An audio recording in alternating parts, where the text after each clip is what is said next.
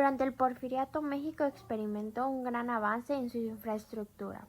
Se construyeron más de 10.000 kilómetros de vías férreas, conectando diferentes regiones del país y facilitando el comercio tanto a nivel nacional como internacional.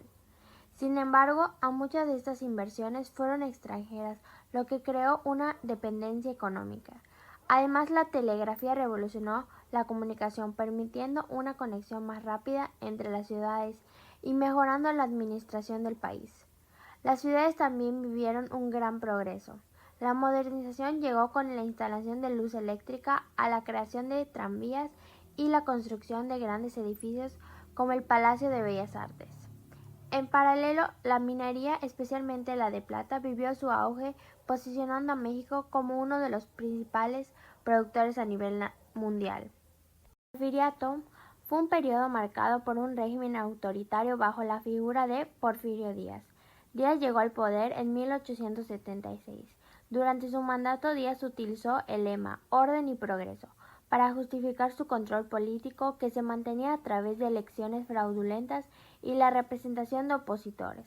Para mantenerse en el poder, Díaz apoyó en un control rígido del gobierno, manipulando las elecciones y utilizando la representación de cualquier oposición.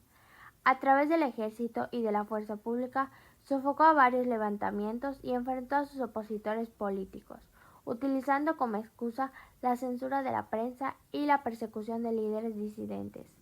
La falta de democracia y las prácticas de fraude electoral fueron características de su régimen autoritario. A pesar del progreso económico, la brecha entre ricos y pobres se amplió significativamente durante el Porfiriato. La élite mexicana, compuesta en su mayoría por grandes terratenientes y empresarios, vivió al estilo de las clases altas europeas, mientras que las clases populares se enfrentan a una vida de extrema pobreza. Los campesinos trabajaban en condiciones deplorables en las haciendas y los obreros urbanos sufrían jornadas largas con salarios bajos y sin derechos laborales. La explotación laboral era común y las condiciones de vida de la mayoría de la población eran muy difíciles, sin acceso a servicios básicos o educación. A pesar de las desigualdades sociales, el Porfiriato también impulsó un auge en las artes, la educación y la ciencia. La influencia del positivismo promovió la construcción de monumentos, museos y la formación de instituciones culturales. México experimentó un avance en la pintura, la música y la arquitectura, con la creación de espacios como el Palacio de Bellas Artes y el Teatro Nacional. En cuanto a la educación, aunque se promovió la enseñanza básica, esta estaba restringida a las clases altas y urbanas. Las zonas rurales, por su parte, carecían de acceso a una educación adecuada.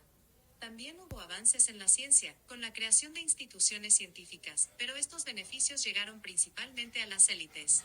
Porfirio Díaz fue un militar muy destacado por su participación en la intervención estadounidense y en la famosa guerra contra los franceses, en que se fue Benito Juárez y luego Sebastián Lerdo Tejada dio inicio al Porfirio, y Díaz gobernó de una manera muy autoritaria por más de 30 años y buscó modernizar el país, pero manteniendo un control feroz.